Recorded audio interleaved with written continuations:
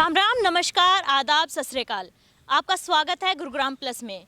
और फिलहाल सबको पता ही है कि लगातार किसान कई महीनों से जो कृषि कानून है उनका विरोध करते जा रहे हैं, लेकिन फिलहाल 9वां दिन है जो किसानों ने आंदोलन छेड़ा हुआ है 3 कृषि कानूनों के अगेंस्ट में। लगातार उनकी बीजेपी के साथ बैठकें भी हो रही हैं और फिलहाल हम बात करने वाले हैं बीजेपी के वरिष्ठ नेता श्याम सुंदर कारगवाल से कि उनका क्या कहना है किसान जो आंदोलन कर रहे हैं उसको लेकर। तो सबसे पहले हम आपसे सवाल करना चाहेंगे कि बीजेपी अब तक क्यों सोई हुई है? किसान इतने दिनों से सड़कों पर बैठे हुए हैं, लगातार वो प्रोटेस्ट कर रहे हैं, अपनी मांगे, अपने खेत का काम छोड़कर वो बैठे हुए हैं अपनी मांगे लेकर। तो बीजेपी इस पर जो सरकार में है अब तक कोई फैसला क्यों नहीं ले पा रही है? सबसे पहले तो मैं गुरुग्राम प्लस को बधाई देना चाहूँगा नया न्यूज़ चैनल चालू करने के लिए।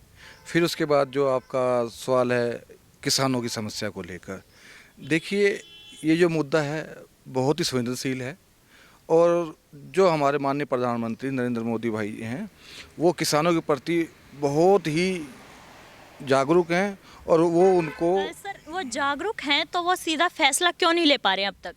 देखिए उनकी मीटिंग चल रही है, ये किसानों को जो है किसी ने बरगलाया हुआ है विपक्ष ने, क्योंकि विपक्ष का जो पास अब कोई मुद्दे नहीं बचे हैं। नहीं सर, आप भी बोल रहे हैं, आपकी पार्टी के बाकी नेताओं ने भी यही बयान दिया है कि उनको बगराया हुआ है। क्या आपको लगता है कि हरियाणा का, पंजाब का या हमारे देश का किसान इतना भोला है, अपनी मतलब जो हक है वो उनको नहीं जान पा रहा और विपक्ष के बहलावे में इतना आ जाएगा?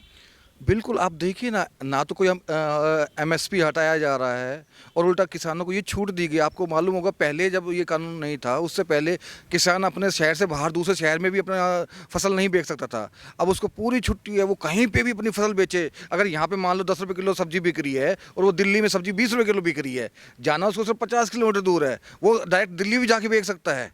किसानों का कहना है कि पहले भी देश में जम्मू कश्मीर से सेब पूरे देश में आ रहे हैं, हरियाणा पंजाब से, यूपी से अनाज पूरे देश में आ रहा है, तो ये रूल तो पहले ही था, इसको दोबारा से लाने की क्या जरूरत थी? नहीं, पर पहले इतना वो किसानों को दबाया जाता था, आड़ती दबा लिया करते थे। अब क्या किसानों को पूरी छूट दे दी गई इस चीज़ के लिए, कोई भी उसको। लेकिन किसान तो बोल रहे हैं कि आड़ती हमारे भाई हैं, वो हमारे हक के लिए, हमारी सहायता के लिए ही जो हैं, तो फिर क्यों आड़तियों को बीच से हटाया जा रहा है या उनको बिचौलिया बोला जा रहा है बीजेपी की तरफ से?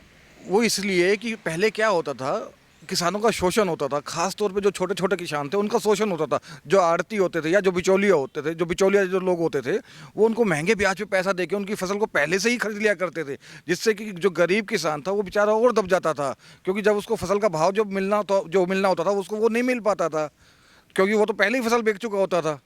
अब किसानों को फैसिलिटी देने के लिए सरकार ने उनको पहले से खेती के लिए लोन भी दे रही है और उनको पूरी खुली मंडी दे रही है बेचने के लिए। सारी सुविधाएं तो किसानों को दी जा रही हैं आगे से आगे। सर, हम आपसे एक और सवाल पूछना चाहते हैं। जैसे किसान आंदोलन इतनी जो आग है वो पकड़ रहा है लगातार, उसके बाद आपकी जेजेपी समर्थक पार्टी है, आपकी जेजेपी, उनके जो राष्ट्रीय अध्यक्ष हैं अजय चौटाला जी, उन्होंने बोला है कि अगर सरकार इस पर जल्दी से जल्दी विचार नहीं करती है बीजेपी पार्टी, तो बीजेपी को इसका खामियाजा भुगतना पड़ सकता है।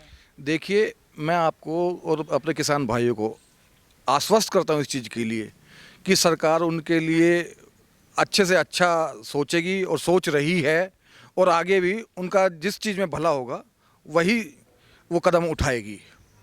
तो सर, किसानों का कहना है कि हमने ये बिल जो है मांगे ही नहीं थे, हमें इसकी ज़रूरत ही नहीं है, तो क्यों सरकार बीच में ये बिल लाके हमें ऐसे बहला रही है, हमें गुमराह कर रही है? किसान समझ नहीं पा रहे हैं एक्चुअल में, उनको जितना पढ़ाया गया है वो उतना ही पढ़ रहे हैं। इस बिल में किसानों का फ़ायदा ही फ़ायदा है, नुकसान कहीं पे भी नहीं है, और वो अभी भी फ्री हैंडेड हैं, वो जैसे चाहें वैसे चल सकते हैं। तो सर, लगातार आज भी बैठक है किसानों के साथ सरकार की, तो आपको क्या लगता है कोई फैसला निकल पाएगा? मैं आशा करता हूं कि आज की बैठक सफल जाएगी और कुछ ना कुछ फैसला आ जाए, ऐसा मेरा ऐसा सोचना है। तो ये थे आज गुरुग्राम प्लस के साथ श्याम सुंदर कारगवाल, बीजेपी के वरिष्ठ नेता। लगातार हम आपको अपडेट देते रहेंगे गुरुग्राम से जुड़ी सभी खबरों के लिए। देखते रहिए गुरुग्राम प्लस। मैं सोनी तहलान। गुरुग्राम की हर छोटी बड़ी खबर के लिए YouTube पर सब्सक्राइब करें गुरुग्राम प्लस, और Facebook और Instagram पर फॉलो करें, और हाँ, बेल आइकन दबाना ना भूलें। आप हमें कॉल और व्हाट्सएप भी कर सकते हैं। हमारा नंबर है 9643107600।